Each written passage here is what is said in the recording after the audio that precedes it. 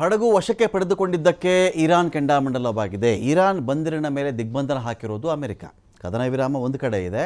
ಈ ಬಂದರುಗಳ ಮೇಲಿನ ದಿಗ್ಬಂಧನವನ್ನು ವಾಪಸ್ ತೆಗೆದುಕೊಳ್ಳಬೇಕು ಅಂತ ಇರಾನ್ ಹೇಳಿದ ಹೊರತಾಗಿಯೂ ಅಮೆರಿಕ ಏನು ಮಾಡ್ತಾ ಇದೆ, ಇರಾನ್ನ ಬಂದರಿನ ಕಡೆಗೆ ಬರುವಂಥ ಹಡಗುಗಳಿಗೆ ಬ್ಯಾರಿಕೇಡ್ ಹಾಕ್ತಾ ಇದೆ. ನೀರಲ್ಲೇ ಒಂದು ತಡೆ ಹಾಕ್ತಾ ಇರೋದು, ಇಲ್ಲಿ ಇರಬಾರ್ದು ನೀನು, ಇಲ್ಲಿ ಹೋಗಬಾರ್ದು ನೀನು.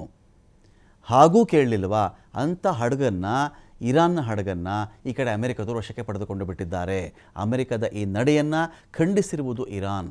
ಇರಾನ್ನ ತೌಸ್ಕ ಹಡಗು ವಶಕ್ಕೆ ಪಡೆದಿದ್ದಕ್ಕೆ ವಿರೋಧ ಇದೆ, ಅಲ್ಲಿ ತನ್ನ ವಿರೋಧವನ್ನು ದಾಖಲು ಮಾಡ್ತಾ ಇದೆ. ಅದು ಅಮೆರಿಕದಿಂದ ಅಂತಾರಾಷ್ಟ್ರೀಯ ಕಾನೂನಿನ ಉಲ್ಲಂಘನೆ ಆಗಿದೆ. ಇಲ್ಲಿ ಸಮುದ್ರದಲ್ಲಿ ಅಮೆರಿಕ ಟೆರರಿಸ್ಟ್ಗಳ ರೀತಿಯಲ್ಲಿ ವರ್ತನೆ ಮಾಡ್ತಾ ಇದೆ. ಹಡಗಿನಲ್ಲಿರುವ ಸಿಬ್ಬಂದಿಯನ್ನು ಒತ್ತೆಯಾಳಾಗಿ ಇಟ್ಟುಕೊಳ್ಳಲಾಗಿದೆ, ಹಾಸ್ಟೇಜ್ ಮಾಡ್ಕೊಂಡ್ಬಿಟ್ಟಿದ್ದಾರೆ ಇವರು ಅಂತ.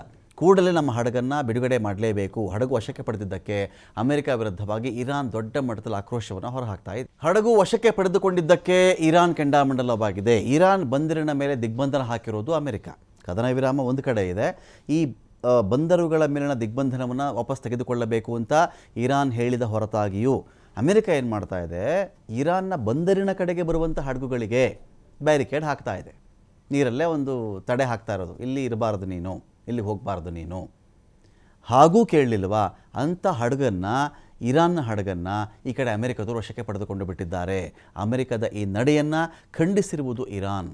ಇರಾನ್ನ ತೌಸ್ಕ ಹಡಗು ವಶಕ್ಕೆ ಪಡೆದಿದ್ದಕ್ಕೆ ವಿರೋಧ ಇದೆ, ಅಲ್ಲಿ ತನ್ನ ವಿರೋಧವನ್ನು ದಾಖಲು ಮಾಡ್ತಾ ಇದೆ. ಅದು ಅಮೆರಿಕದಿಂದ ಅಂತಾರಾಷ್ಟ್ರೀಯ ಕಾನೂನಿನ ಉಲ್ಲಂಘನೆ ಆಗಿದೆ. ಇಲ್ಲಿ ಸಮುದ್ರದಲ್ಲಿ ಅಮೆರಿಕ ಟೆರರಿಸ್ಟ್ಗಳ ರೀತಿಯಲ್ಲಿ ವರ್ತನೆ ಮಾಡ್ತಾ ಇದೆ. ಹಡಗಿನಲ್ಲಿರುವ ಸಿಬ್ಬಂದಿಯನ್ನು ಒತ್ತೆಯಾಳಾಗಿ ಇಟ್ಟುಕೊಳ್ಳಲಾಗಿದೆ, ಹಾಸ್ಟೇಜ್ ಮಾಡ್ಕೊಂಡ್ಬಿಟ್ಟಿದ್ದಾರೆ ಇವರು ಅಂತ. ಕೂಡಲೇ ನಮ್ಮ ಹಡಗನ್ನು ಬಿಡುಗಡೆ ಮಾಡಲೇಬೇಕು. ಹಡಗು ವಶಕ್ಕೆ ಪಡೆದಿದ್ದಕ್ಕೆ ಅಮೆರಿಕ ವಿರುದ್ಧವಾಗಿ ಇರಾನ್ ದೊಡ್ಡ ಮಟ್ಟದಲ್ಲಿ ಆಕ್ರೋಶವನ್ನು ಹೊರಹಾಕ್ತಾ ಇದೆ.